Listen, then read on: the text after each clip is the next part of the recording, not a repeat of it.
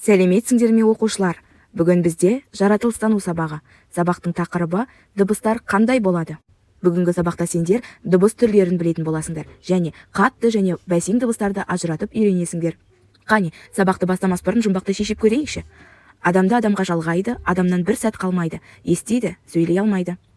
Көзге көрінбейді, қолға ұсталмайды, құлақ естиді, бірақ ұстай алмайды. Қане, тауып көріңдерші, бұлар нелер? Дұрыс. Жұмбақтың жауабы құлақ және дыбыс. Яғни бүгінгі өтетін сабақтың тақырыбы дыбыс. Дыбысты біз құлағымызбен естиміз. Дыбыс әртүрлі заттардың тербелуінен пайда болады. Мысалы, қоңырау соғылғанда шыққан дыбыс. Құстардың сайрағаны. Қол шапалақтаған кездегі дыбыс. Жалпы дыбыстың екі түрі болады: табиғи және жасанды дыбыстар. Табиғи дыбыстар дегеніміз бұл табиғатта табиғи жолмен жасалатын дыбыстар. Яғни оларға бұлақтың сылдыры, сәбидің дауысы, найзағайдың сіркіреуі, иттің үруі жатады. Ал жасанды дыбыстар бұлар адам қолымен немесе техниканың көмегімен жасалатын дыбыстар. Бұндай дыбыстарға музыкалық аспаптар үні, көліктің гүрілі, ысқырық, телефонның дыбысы жатады. Бірінші тапсырмаға назар аударайық. Кестеде заттардың атаулары берілген. Бұл атауларға сәйкес дыбыстарды табиғи немесе жасанды екендігін анықтауымыз қажет. Енді тапсырманың дұрыстығын тексерейік. Жаңбырдың себелеуі — табиғи дыбыс. Домбырада ойнау — жасанды дыбыс. Сәбидің күлкісі — табиғи дыбыс. Арыстанның ақыруы — табиғи дыбыс. Шаңсорғышты қосу — жасанды дыбыс. Ойын ойнайық. Ненің дыбысы? Ит. Тік ұшақ. Телефон. Найзағай. Жарайсыңдар, балалар. Балалар, бірінші суретте не көріп тұрмыз? Стадион, дұрыс айтасыңдар. Стадионда қандай дыбыстарды естиміз?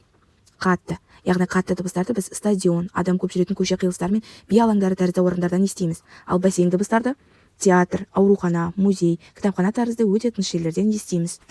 Үшінші тапсырмада берген суреттегі жерлерде қандай дыбыстарды еститінімізді табуымыз қажет. Бірінші суретте не берілген? Кітапхана. Кітапханадан қандай дыбыстарды естиміз? Бәсең. Екінші суретте не берілген? Той. Тойда қандай дыбыстарды естиміз? Қатты. Үшінші суретте ше? Үшінші суретте музей берілген. Музейден біз бәсең дыбыстарды естиміз. Төртінші суретте стадион берілген. Стадионда қандай дыбыстар болады? Иә, өте қатты.